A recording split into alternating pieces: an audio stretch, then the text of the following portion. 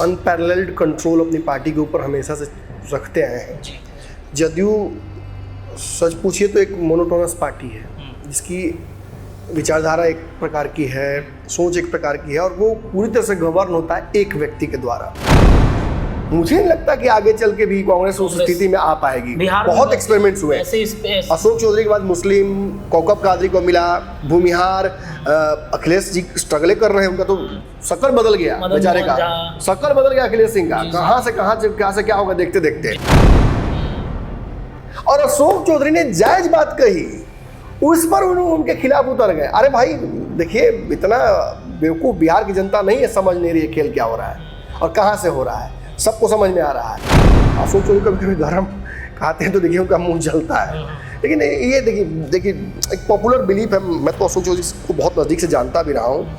एक popular belief है कि अशोक चौधरी बड़े सेल्फ सेंटर्ड नेता हैं, घमंडी हैं, ये हैं वो है, बहुत तरह के उनके खिलाफ एक प्रोपेगेंडा चलता है। या दोनों ने मिलकर पहल की, ललन सिंह अशोक चौधरी ने जो भी किया, पार्टी अब चुनावी मोड में आ चुकी है, ये सब चुनावी तैयारियों का हिस्सा है।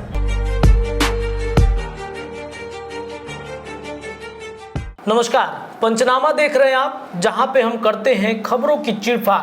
खबर की चीरफाड़ करेंगे, लेकिन उसके पहले आपके स्क्रीन पे ये तस्वीर देखिए।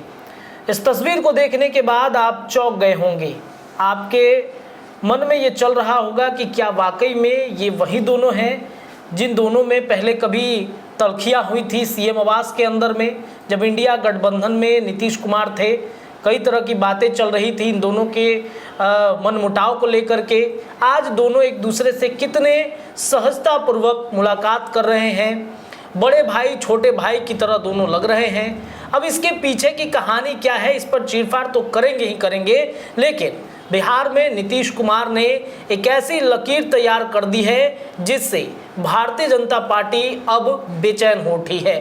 भारतीय जनता पार्टी को ऐसा लगता है कि बिहार में नीतीश कुमार को हम कमज़ोर करेंगे, लेकिन जब जब बीजेपी ये सोचता है या फिर एनडीए गठबंधन ये सोचता है, तब तब नीतीश कुमार का कद और लगातार बढ़ते चला जाता है। 2024 का रिजल्ट इसका सीधा साधा उदाहरण है।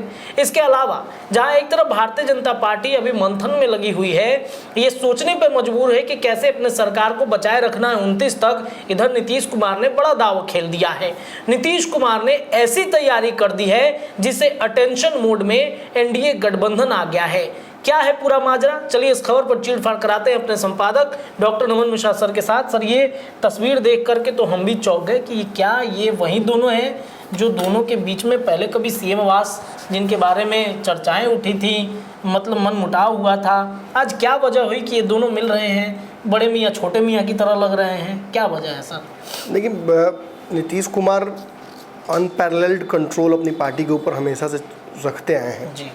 जदयू सच पूछिए तो एक मोनोटोनस पार्टी है जिसकी विचारधारा एक प्रकार की है, सोच एक प्रकार की है और वो पूरी तरह से गवर्न होता है एक व्यक्ति के द्वारा। निश्चित ही बाकी पार्टियों की तरह यहाँ भी संगठनात्मक चुनाव होते हैं, प्रक्रियाएं होती हैं, एक बड़ा संगठन है, उसका संविधान है, लेकिन अक्सर उस संविधान को फॉलो करते हुए ये पार्टी दिखती नहीं है। प्रशांत किशोर भी जब पार्टी से अलग हुए थे तो यही आरोप इस पार्टी पर लगाते हुए गए थे। नीतीश कुमार के मोनोपोली पर आरसीपी सिंह ने भी कई बार बयान दिया है। नीतीश कुमार से अलग हटने वाले कई नेताओं ने यह आरोप लगाया है कि नीतीश डायरेक्ट कंट्रोल तो रखते ही हैं, but he also controls things passively. मतलब एक पैसिव कंट्रोल मतलब होता है कि भाया ब्यूरोक्रेसी या अपने लोगों के द्वारा एक और तरीके से कंट्रोल उस पर करना। तो ये नीतीश का पैटर्न रहा। इसी वजह से नीतीश कुमार की कोई बात लीक नहीं हो पाती है, इसी वजह से नीतीश की कोई रणनीति, उनके राइट टू लेफ्ट पता नहीं चलता है। इसी वजह से नीतीश कुमार के नज़दीक आने के लिए उनकी पार्टी में एक बड़ी लड़ाई चलती रहती है अंदर अंदर, जिसे गुटबाजी भी कई बार कहा जाता है। लेकिन ये गुटबाजी हाल के दिनों में बहुत ज़्यादा क्लियर होकर सामने आया जब अशोक चौधरी ने एक बयान दिया जो पार्टी के हित में था और उन्होंने पार्टी की तरफ से ये बयान दिया था। लेकिन उस बयान को लेकर पार्टी के ही कुछ नेता, कुछ खास समाज के नेता एग्रेसिव होकर एक रणनीति के तहत अशोक चौधरी की राजनीति को डमाडोल करने लगे। और बहुत हद तक उसमें सफल भी रहे हैं, मैं झूठ नहीं बोलूँगा, इसमें सच्चाई है कि अशोक चौधरी इस पूरे प्रकरण से इतने हिल गए थे कि सफाई पेश करनी पड़ गई अशोक चौधरी को। जबकि अशोक चौधरी के बारे में सभी जानते हैं कि उनका तो रिश्ता है, उनके जो दामाद है सायन कुणाल, वो भी भूमिहार समाज से आते हैं, और उनके समधी तो मतलब जो आचार्य कुणाल हैं, आचार्य किशोर कुणाल, वो तो इस प्रदेश के टॉप 2-3 भूमिहारों में से आते हैं। भूमिहारों में से आते हैं, बिल्कुल। और जिस तरीके की उनकी छवि रही है, जिस तरीके से उनका आरएसएस से प्रभाव रहा है शुरू से, महावीर चाहे कैंसर संस्थान हो या भामीर मंदिर हो, जितना काम उन्होंने किया इसके बाद बहुत संशय रह नहीं जाता है। अशोक चौधरी में कोई बहुत मैंने विपरीत परिस्थितियों में अपनी बेटी की शादी नहीं की थी, स्वेच्छा से उनकी पुत्री की शादी हुई थी। और उसके बाद उनकी पुत्री को लेकर कुछ नेताओं का जो बयानबाजी था, बिलो द बेल्ट बोलना, स्तरहीन बयानबाजी देना, ये और खासकर पार्टी के लोगों को ही बोलना, ये साबित करता है कि निश्चित ही अशोक चौधरी को एक कमज़ोर स्थिति में पाकर हमला सा उनके ऊपर कर दिया गया। और ये देखिए, ये इस पार्टी की परिपाटी रही है। मैं तो कहता हूँ कि JDU is the most cannibalistic party. यहाँ अपने स्वजनों को ही खाया जाता है, अपने ही पार्टी के नेताओं को खाया जाता है। और सीपी सिंह कोई बने अपनी गलतियों से अगर थोड़ा डैमेज हुए होंगे तो उससे तो उनके खिलाफ कान भर कर नीतीश कुमार के और उनके खिलाफ रणनीति बनाकर उनको बाकायदा अलग कराया गया। ललन सिंह याद नहीं होगा आपको, जब निकले थे यूपी वाले सीट बंटवारे के मीटिंग से, तो बोले हाँ ललन कर देंगे, आरसीपी जी बात कर लिए, जानबूझकर उस मामले में उनको फंसाया गया। और बाद में आरसीपी का मुंह सूखेगा नहीं, आरसीपी सिंह ने कह दिया था नीतीश कुमार को कि भाजपा सीट देने वाली नहीं है, हमें मामला फिट नहीं होना, मामला फिट नहीं। अब संजय झा का सूखेगा मुंह, संजय का सूखेगा ना, हर जगह सीट मांगा जाएगा, हर जगह तो पेच फंसाने की कोशिश की जाएगी। अशोक चौधरी आगे आगे चलते हैं तो आगे आगे चलते हैं तो आगे आगे राह दिखावा, वही कहानी होती है। तो अशोक चौधरी को भी जिम्मेवारी दे दी जाती है, बेचारे पूरा कर देते हैं जिम्मेवारी को। सच्चाई है कि अशोक चौधरी 2 नाव वाले राजनेता नहीं है। जैसा उनके बारे में एक पॉपुलर ओपिनियन चलता है कि अरे भाजपा के टच में आ रही है, जब वो कांग्रेस में थे तो किसी पार्टी के टच में नहीं थे, ईमानदारी से कांग्रेस के लिए काम किया। और सच्चाई है कि अशोक चौधरी ने जो कांग्रेस के लिए अचीव किया, मुझे नहीं लगता कि आगे चल के भी कांग्रेस उस स्थिति में आ पाएगी। बहुत एक्सपेरिमेंट्स हुए अशोक चौधरी के बाद, मुस्लिम कौकब कादरी को मिला, भूमिहार, अखिलेश जी स्ट्रगल कर रहे हैं, उनका तो शक्ल बदल गया बेचारे का, शक्ल बदल गया अखिलेश सिंह का, कहाँ से क्या होगा देखते देखते।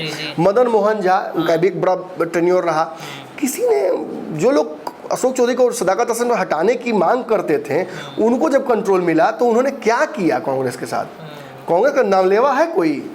बिहार, पूरे देश में राहुल गांधी पता नहीं किस नहीं होता कि हनुमान जी की तरफ पूछ में आग लगा के इधर से उधर कर रहे हैं, कोई लंका जल नहीं रही है उससे, उनके कूदने से 10 उधर, कोई उल्टा अपना ही घर में ज़्यादा सेल्फ गोल हो रहा है। मतलब और बिहार में इसके बावजूद अशोक चौधरी ने 40 सीटों लड़कर 27 सीट पर विधायक जिताए थे।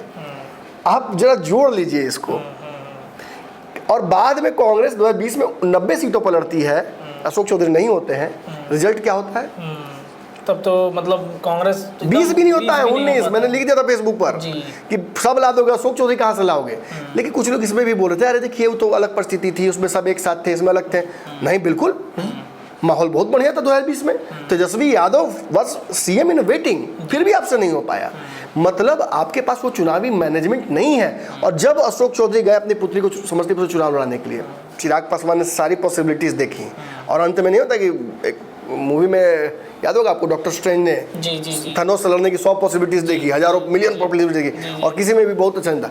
तो अशोक चौधरी ऐसी कई संभावनाएं नहीं वहाँ बनते हुए केवल अपनी पुत्री को वहाँ प्रस्तुत किया। और चिराग पासवान कितने बड़े दिग्गजों का टिकट काट कर उनको टिकट दिए, क्यों? क्योंकि उन्हें भी विश्वास था कि अशोक चौधरी का चुनावी मैनेजमेंट का एक लंबा स्किल रहा है। अनफॉर्चुनेटली जदयू उसको कितना इस्तेमाल कर पा रही है अपने फ़ायदे के लिए, ये आज तक क्वेश्चनेबल है। क्योंकि अगर अशोक चौधरी जैसे कद के नेता को, जो नीतीश कुमार के इतने करीब नजर आते हैं, हर जगह रहते हैं, उनके खिलाफ भी कॉन्स्पिरेसी किसी पार्टी में हो जाए, उसी पार्टी में जिसमें वो है, तो इट मीन्स कि कहीं ना कहीं पार्टी किसी एजेंडे पर कुछ लोग काम कर रहे हैं पार्टी में। मतलब क्या ये माना जाए, कुछ लोगों के मन में तो ये चलेगा सर कि अगर नीतीश से कोई सटता है, ज़्यादा सट रहा है, नीतीश किसी को गले लगा, उसको काटने छाटने में लग जाए, जलन की भावना जो है निश्चित इसके अलावा कोई एक्सप्लेनेशन नहीं हो सकता। क्या मतलब, क्यों वो नहीं सट रहे हैं इस वजह से, नीतीश उनको नहीं सटा रहे हैं इस वजह से? अब देखिए, नीतीश कुमार तो मैंने कहा कि वो तो मोनोपोली वाले आदमी हैं। जी, जी। उनको जिसको जो राजा को मन भाया सो बाजा बजाया। अब और किसी के वहाँ आने या ना आने की कोई संभावना बनती है। अशोक, और एक और बात जान लीजिए, कोई अशोक चौधरी का शक्ल बहुत खूबसूरत नहीं है कि नीतीश कुमार जी उनको अपने साथ रखते हैं। नीतीश कुमार ने अशोक चौधरी को अगर अपने साथ रखा है तो ड्यू टू हिज लास्ट जो कहा जा सकता है एक्सपीरियंस, जो और उनका मैनेजमेंट का जो रिजल्ट्स रहा है पिछला, और वर्तमान में भी जिस तरीके से नीतीश कुमार की बड़ी बड़ी समस्याओं को बहुत आसानी से सॉल्व कर देते हैं। अब बताइए, इस पार्टी में कोई नेता था क्या जो तेजस्वी यादव का स्टिकर कबार देता, डिप्टी सीएम वाला? कोई नहीं था। यही ना अशोक चौधरी की गलती है कि जो कोई नहीं काम करता वो कर देते हैं। तो एक बात बताइए, जो मैंने सलाई रेंज की तरह आदमी कहीं फिट हो जाता है, उसको तो और प्रेशियस बना के रखना होता है ना, कि इस तरह से पार्टी के लोग उसी के ऊपर टूट पड़े। ये हुई है, देखिए इस पार्टी की परिपाटी रही है, रामेश्वर महतो हो, ये हो, कई लोगों का तो नाम मैं यहाँ नहीं लूंगा, झूठ मूठ के किसी को भोकाल बनाने से कोई फायदा नहीं है। आप ही ने दावा कि कुशवाहा की कब्रगाह बनती थी, एक दो कुशवाहा मर्दे छिटाया है लोग, उपेंद्र कुशवाहा का थोड़ा सा भोकाल बनने लगा, उनको छट के भगा दिया सब। ललन सिंह आए, ललन सिंह बहुत तेज बनने लगे, ललन सिंह लगे मोनोपोली चलाने अपना, तो पहले वो भी गए तेल लेने, बाहर ने कर दिया गया जी। बिल्कुल। आज सच बात है कि ललन सिंह जहाँ है वो बहुत संतुष्ट है, और अगर ललन सिंह को इस वर्तमान गठबंधन में और लंबा रहना पड़ जाता बिहार में तो उनके लिए भी बहुत डिफिकल्ट था। लेकिन एक लकीर तो खींच ली गई थी कि ललन सिंह और अशोक चौधरी के बीच में 36 का आंकड़ा है, दरार पैदा कर। हाँ, और जब अशोक चौधरी के खिलाफ शुरू हुआ पूरा प्रकरण, तो उसमें भी देखिए पर्दे के पीछे ढेर लोग चर्चा करने लगा, लग रहा है ललन सिंह कोई खेल कर रहे हैं क्या। अब भाई देखिए, नीरज कुमार के बारे में सभी जानते हैं कि कहाँ से कंट्रोल वो होते हैं। जी। या तो नीतीश कुमार उनको बोलेंगे या नीतीश के सेकंड मैन। बिल्कुल। अब उस स्थिति में नीरज कुमार जिस तरह से हमलावर हुए थे अशोक चौधरी पर अनावश्यक रूप से, देखिए पार्टी के बड़े नेता एक हैं सीतामढ़ी के सांसद देवेश चंद्र ठाकुर, क्या बोलते हैं चुनाव जीतने के बाद मुझे समझ में नहीं आता है। उन्होंने इतना खराब बयान दिया, इतना खराब जातीय टिप्पणी की, और उस पर नीरज कुमार बचाने उतर गए, और अशोक चौधरी ने जायज बात कही, उस पर उनके खिलाफ उतर गए। अरे भाई देखिए, इतना बेवकूफ़ बिहार की जनता नहीं है, समझ नहीं रही है खेल क्या हो रहा है और कहाँ से हो रहा है, सबको समझ में आ रहा है। अनफॉर्चुनेटली इसको जितना खींचा जाता है ये उतना ही खींचाता। इसलिए नीतीश कुमार ने मैंने भी सोचा कि इत्मीनान से कभी पंचनामा इस पे किया जाएगा। लेकिन आज जब देखा मैंने कि अशोक चौधरी और ललन सिंह मिले और काफ़ी अच्छी स्थिति में दोनों की मुलाकात हुई है, ललन सिंह भी काफ़ी संतुष्ट नज़र आ रहे हैं। देखिए वो भी समझ रहे थे ललन सिंह के कद के लायक नहीं था जो बिहार में चल रहा था। जिस कद के नेता ललन सिंह हैं और जिस उम्र में हैं वो, उनके लिए सच पूछिए तो राष्ट्रीय राजनीति ही इस वक्त एक बड़ा स्थान हो सकता है। बिहार में ये आटा चावल दाल है, इसका 5 को विधायक तोड़ दूं, उसका 8 को तो इसमें उनकी फजीहत ही लिखी थी, और वो हुई भी, और शुरू से वो हुई भी बिहार में। बिल्कुल, और शुरू से सर हमने देखा है कि राष्ट्रीय राजनीति पर ज्यादा उनका बयान आते रहा है। बिल्कुल, और राष्ट्रीय अध्यक्ष रहे हैं, रुचि भी उनकी रही है, और इसी कारण से तो पार्टी टूटा भी था ना। इसी कारण से आरसीपी सिंह भी बनवास गए कि उनका वाला पदवा ले लिया आरसीपी सिंह। खैर, अब अशोक चौधरी और ललन सिंह के बीच में सुलह का एक रास्ता निकल गया है। यहाँ से एक बड़ा मैसेज जाता है। नीतीश कुमार की पार्टी चुनाव की तैयारी कर रही है, मैं काफ़ी दिनों से आपको कह रहा हूँ, और वक्त से पहले चुनाव की तैयारी कर रही है। और उस कड़ी में एक बड़ा जो विघ्न था, 2 पार्ट जो पार्टी हो रही थी उसको एक करने के लिए कम से कम सांकेतिक ही तस्वीर। अब देखिए, एक दिन मिल लेने से ललन सिंह के अशोक चौधरी दोनों के बीच में भाईचारा बढ़ जाएगा पुराना, फिर से वैसा नहीं होने वाला है। जो दरार राजनीति में पड़ जाती है सो पड़ जाती है।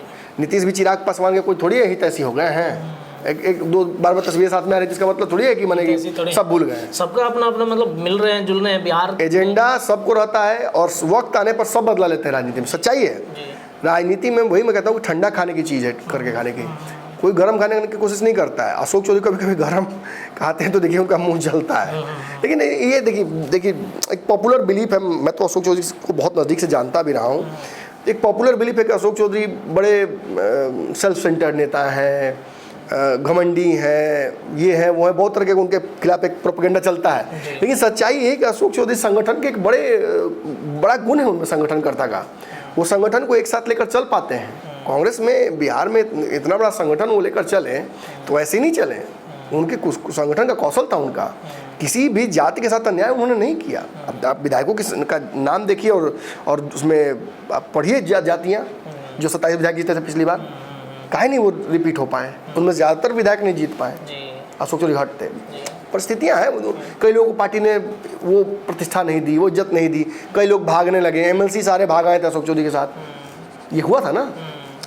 तो उस पॉपुलर बिलीफ के अगेंस्ट भी बहुत सारे थ्योरीज होते हैं, सिक्के का कोई एक पहलू नहीं होता है, जरूर नहीं हो। तो सर ये सवाल अब ये उठता है कि मान लीजिए अशोक चौधरी इतना कुछ पार्टी के अंदर कर रहे हैं, तो नीतीश तो रिवार्ड कर सकते हैं उनको। हमने देखा आज भी कार्यकारिणी में बहुत सारा बदलाव हुआ है, लेकिन उनका नाम कहीं पर भी नहीं है। पिछले बार भी हम खोज रहे थे उनका नाम नज़र नहीं आ रहा था। रिवार्ड्स के जगह पे नीतीश के जब सारे काम वो कर दे रहे हैं, रिवार्ड्स के जगह पे उनको साइड ही किया जा रहा है कार्यकारिणी। नहीं, ऐसा कैसे कह सकते हैं कि अब साइड किया गया? अशोक चौधरी कोई क्या इसमें भी कुछ जगह मिलना चाहिए था क्या? वो तो हैं ही मंत्री हैं, नीतीश कुमार के करीबी हैं, उन पर उनको जिम्मेदारियाँ मिली हुई हैं, वो झारखंड के प्रभारी हैं, झारखंड में चुनाव होने वाला है, अब का सब अशोक चौधरी को मिल जाए?